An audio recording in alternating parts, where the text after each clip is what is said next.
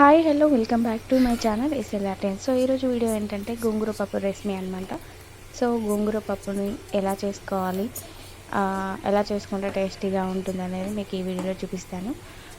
So చాలా బాగుంటుంది, మీ అందరూ కూడా ట్రై చేయండి. ట్రై చేసి ఆ రెసిపీ ఎలా ఉందనేసి చెప్పండి. సో దానికి కావాల్సిన ఇంగ్రీడియంట్స్ ఏంటంటే కొంచెం శనగపప్పు తీసుకోండి, అలాగే కందిపప్పు తీసుకోండి. నేను ఫస్ట్ కొంచెం కందిపప్పు తీసుకుని తర్వాత శనగపప్పు తీసుకున్నాను అనమాట. సో దాంట్లోనే మనం కట్ చేసి పెట్టుకున్న మిర్చి కానీ అలాగే ఆనియన్ వేసుకోండి.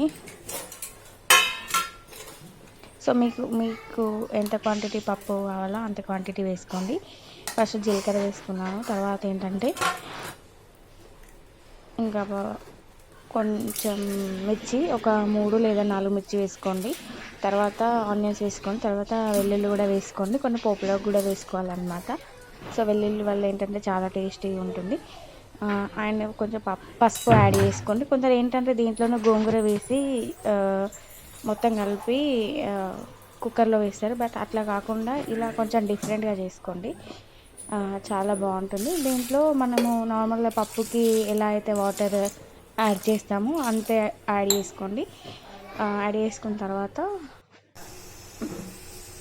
పప్పుని ఉడకబెట్టుకోండి. తర్వాత ఒక ప్యాన్ తీసుకోండి, ప్యాన్లో కొంచెం ఒక టేబుల్ స్పూన్ వరకు ఆయిల్ తీసుకోండి. ఆయిల్ తీసుకొని ఆయిల్ వేడైన తర్వాత గోంగూర ఒక కట్ట సరిపోతుంది.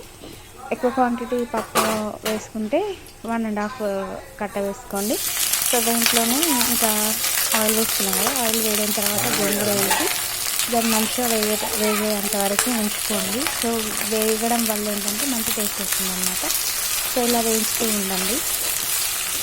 సో గోంగూర మొత్తము పచ్చిదనం పోయేంత వరకు వేయించుకోండి.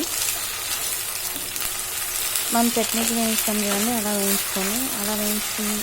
అలా వేయించుకొని టేస్ట్ ఉంటుంది అన్నమాట. సో గోంగూర సిమ్లో పెట్టి వేయించుకోండి. ఒక 5 లేదా 6 నిమిషాల వరకు వేయిస్తూ ఉండడం వల్ల అది మొత్తం వేగిపోతుంది అన్నమాట. సో ఎక్కువ క్వాంటిటీ గోంగూర తీసుకోవద్దు, పులుపు ఎక్కువ అయిపోతుంది అన్నమాట. సో కొంచెం తక్కువ క్వాంటిటీలో తీసుకోండి. సో చూసారు కదండి, ఇలా అయ్యేంత వరకు వేయిస్తూ ఉండండి. సో ఇలా అయ్యేంత వరకు వేయించడం వల్ల ఏంటంటే చాలా మంచి టేస్ట్ ఉంటుంది. సో టేస్ట్ అనేది మంచిగా ఉంటుంది అన్నమాట. సో గోంగూర మొత్తం వేయించేదాకా చూసుకున్నాను. సో చాలా బాగా వేగిపోయింది కదా. సో దీన్ని ఇప్పుడు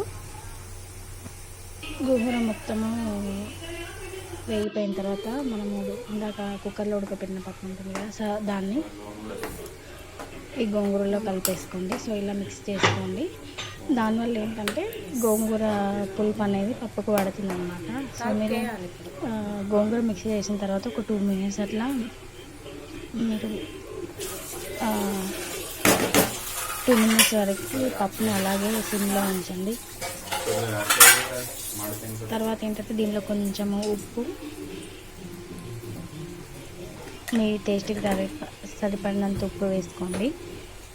ఇంకా తర్వాత ఏంటంటే కొంచెం కారం కూడా వేసుకోండి, ఎందుకంటే మనం వేసిన పచ్చిమిర్చి కారం సరిపడదు కదా. సో అందుకే ఎక్స్ట్రా కారం వేసుకోండి. ధనియాల పొడి కూడా వేసుకోండి. నేనైతే కొంచెం పచ్చి ధనియాల పొడి వేస్తున్నాను అనమాట.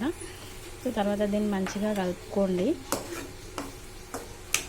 సో ఇలా అంతా మిక్స్ అయిన తర్వాత ఉప్పు కారం అనేది కూడా పప్పుకి మంచిగా పడుతుంది అనమాట. తర్వాత ఏంటంటే దీన్నంతా కూడా పోపు వేసుకోవాలన్నమాట. సో దీంట్లోకి మనం పోపు వేసుకున్నాం. సో ఫస్ట్ అయితే పోపు మనం తీసుకున్నాం, దాంట్లో కొంచెం ఆయిల్ వేసుకొని ఆయిల్ అంతా వేడయ్యేంత వరకు ఉంచుకోవాలన్నమాట. సో ఆయిల్ వేడైన తర్వాత మనము దీంట్లోకి ఫస్ట్ అయితే ఆవాలు వేసుకోండి. ఆవాలు చిటపటలాడిన తర్వాత జీలకర్ర వేసుకోండి. నేను కొంచెం మెంతులు కూడా యాడ్ చేస్తున్నాను, ఎందుకంటే గోంగూరకి మెంతులు కూడా బాగుంటుంది. తర్వాత జీలకర్ర వేసుకోండి. ఇంకా తర్వాత ఎండుమిర్చి వేసుకోండి. ఎండుమిర్చి కూడా పోపులోకి చాలా బాగుంటుంది అనమాట. తర్వాత ఏంటంటే వెల్లుల్లిని కొంచెం దంచి పెట్టుకొని దానిలో వేసుకోండి. సో ఇవన్నీ వేగిన తర్వాత దీంట్లోకి కొంచెం పసుపు యాడ్ చేసుకొని ఇందాక మనం ఉడికించుకుంటున్నాం కదా పప్పు, ఆ పప్పులోకి ఈ పోపు వేసుకోండి. పోపు వేసుకున్న తర్వాత కూడా ఒక 2 minutes అట్లా మీరు సిమ్లో పెట్టి ఉంచుకోండి, ఎందుకంటే పోపు అంతా కూడా పప్పులోకి కలిసిపోతుంది అనమాట. సో చూసారు కదండి గోంగూర పప్పు రెసిపీ. బాయ్.